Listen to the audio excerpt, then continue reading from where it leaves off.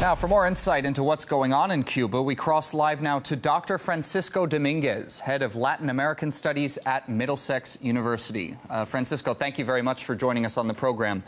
Let's start with these U.S. sanctions. What effects would you say they're having on Cuba? Devastating. The total number of sanctions, according to some reports, is in the region of 243 of them. That give you an idea of the scale. Remittances from Cubans in the United States to Cuba has been stopped.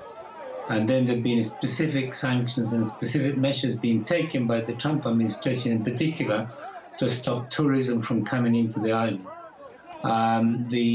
Cuba decided not long ago that tourism was going to be its main driving economic force, and as a consequence, the whole thing was reorganized in that way. And then they were hit by the pandemic. The level of tourism arrivals in Cuba, according to some reports, declined by something like between 2019, 20 and 21, something like 94%. And then on top of all of that, the United States is blockading or certainly complicating the relationship between Cuba and Venezuela, thereby creating a massive problem of energy for Venezuela, but also for Cuba, that depended very heavily on that. So this creates a combination of this. On top of all of that, the United States has disbursed, again according to some reports, something in the region of $40 million to support, opposition groups, which have been doing it for many years. What is worrying is the fact that these groups are going to create a polarization in a country which has been very tranquil, very peaceful, very harmonious, and there is a current that, is sort of espousing hatred, which is not very good for anybody, certainly not for Cuba. Well, Francisco, let's talk a little bit now about these seemingly spontaneous rallies in Cuba. I mean, in the U.S., people have been pointing to just saying that they've been organized by the people. The Cuban government has pointed to possible support from the U.S. itself. Who would you say are behind these rallies? Well, there is no question about it. There is an element of spontaneity. As a result of the measures that I indicated a second ago, people are suffering enormously, and the situation is extremely bad.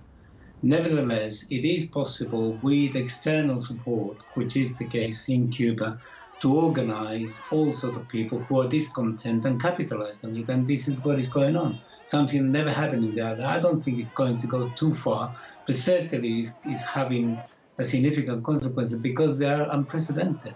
What worries me is that the fact that mobilization is taking place from both sides, as it were, then hatred is being sowed into the island, which is not good.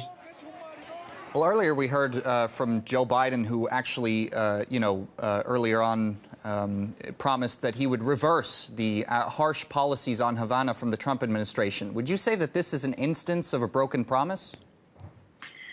He promised to do this, and then Jen Psaki, who is the spokesperson for the White House not long ago, said that actually changing Cuba policy was not a priority of the Biden administration. So it's a broken promise in that sense.